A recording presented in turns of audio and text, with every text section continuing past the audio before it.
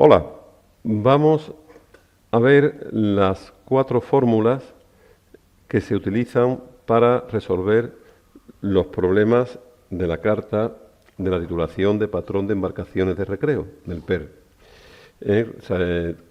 Sabiendo manejar estas 4 fórmulas podemos hacer cualquier problema de la carta, conociendo también algunos conceptos más que veremos en otro momento. Entonces hoy nos vamos a centrar en las 4 fórmulas y cómo despejarlas. La primera fórmula, nosotros llamamos fórmula número 1, las tenemos numeradas por este orden, es para hallar la corrección total.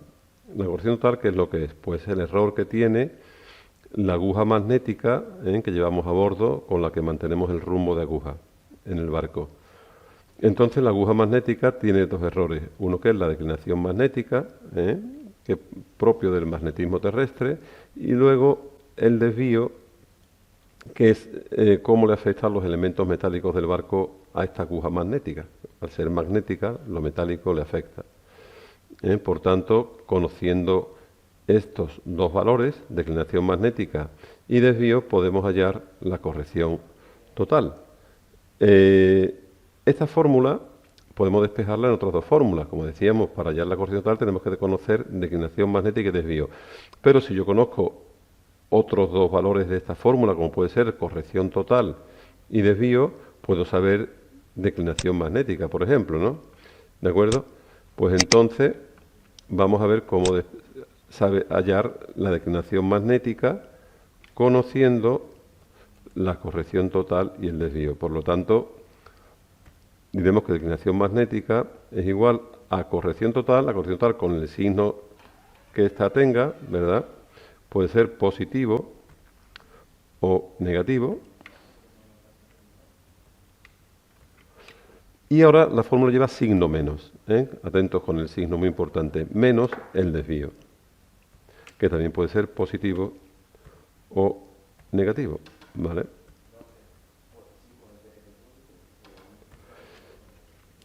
Y obtendríamos la declinación magnética con el signo correspondiente que obtengamos. Si conocemos la corrección total y la declinación magnética, podríamos obtener el desvío, ¿verdad? Pues entonces diríamos que desvío es igual a, siempre va primero la corrección total, con el signo correspondiente, más o menos, corrección total, menos, siempre va a ir signo menos cuando despejamos la fórmula, la declinación magnética con el signo correspondiente. Ya sabemos que la declinación magnética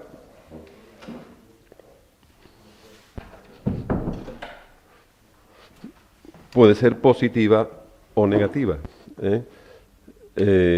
Va a ser negativa cuando esta sea oeste y va a ser positiva cuando la declinación magnética sea este. El desvío, el signo del desvío, nos lo van a dar siempre en el enunciado del problema en el caso del PER. Entonces, conociendo declinación magnética y desvío, sabremos corrección total, que es la fórmula inicial. Y luego, esas son las 2 formas de despejar la fórmula número 1, que es cómo hallar la corrección total. La fórmula número 2 es para conocer el rumbo verdadero, el rumbo que obtendremos en la carta. Cuando nosotros trazamos una derrota en la carta, eso es rumbo verdadero. ¿Qué ocurre? Que ese rumbo obtenido en la carta, para yo trasladarlo a la aguja náutica de mi barco, con la que yo voy a mantener el rumbo cuando voy al timón, mirando a la aguja, tendré que corregir la corrección total, es decir, tendré que hacer la corrección de la carta al timón.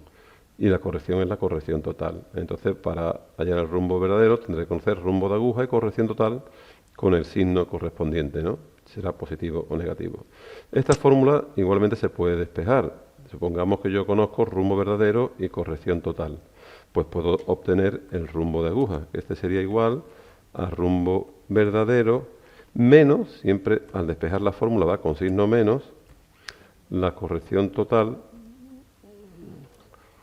con el signo que ésta lleve. ¿De acuerdo? Y obtendríamos el rumbo de aguja. Y luego también puede ocurrir que yo conozca rumbo verdadero y rumbo de aguja y pueda obtener la corrección total, que es la segunda posibilidad que tengo de despejar esta fórmula, ¿verdad? Sería corrección total es igual a rumbo verdadero menos, siempre a despejar va con signo negativo, rumbo de aguja. Y serían las dos formas de despejar esta fórmula.